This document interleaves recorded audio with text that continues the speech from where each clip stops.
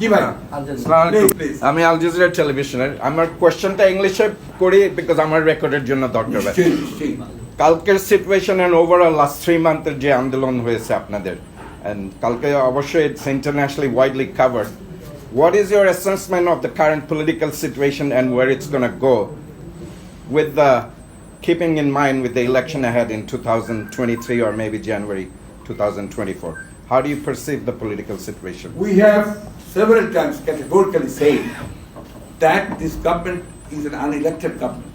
It's not an elected government. Last two elections were totally flawed, and in fact, you know that the last election, 2018, the election was declared night before the day of election, and in fact, even the candidates who could not go for campaigning, a lot of our candidates were arrested before the election. Mr. Rai is here. He was severely tortured, attacked, and injured. And a lot of our candidates were injured, they were arrested. Thousands of our boys, our activists, they were arrested, they were tortured. Thousands of false fake cases were lost against our activists and the campaigners. So you know to understand what happened at that time. And in 2014, 154 candidates were declared uncontested, and only 5% people they went for voting. So no vote at all. And this time they have formed an election commission without consulting the other political parties. And unilaterally they named the people and they have selected their own men, they are all our leaders. And the political scenario in the country, you are observing it, that when a liberal democratic political party has declared a peaceful programs of divisional gatherings. 3 days earlier, the government-supported unions, transport unions, they declared hartals and strikes. 3 days earlier, our workers and leaders, they were arrested from their homes, houses, and they were barred from coming to even through other transports in all the places. But people there, they overcome the whole situation and they attended the gatherings very successfully and the meetings were held very successfully.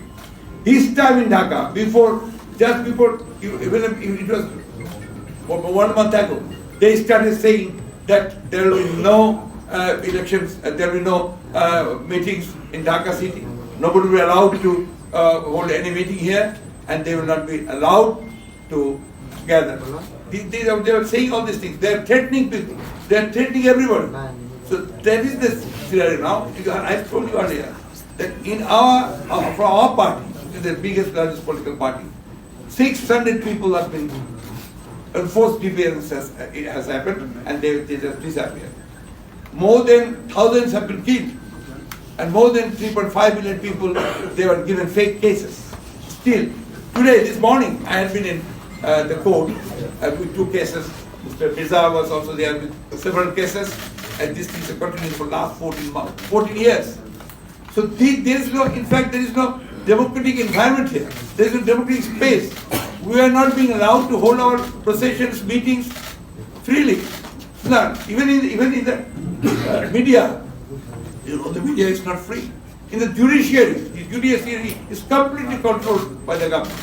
In fact, total authoritarianism is being held here in Bangladesh.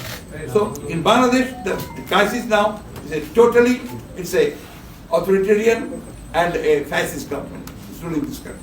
They are violating all the provisions of the constitution. They are violating all the normal rules of democracy and not giving any space to the people. This is the whole situation.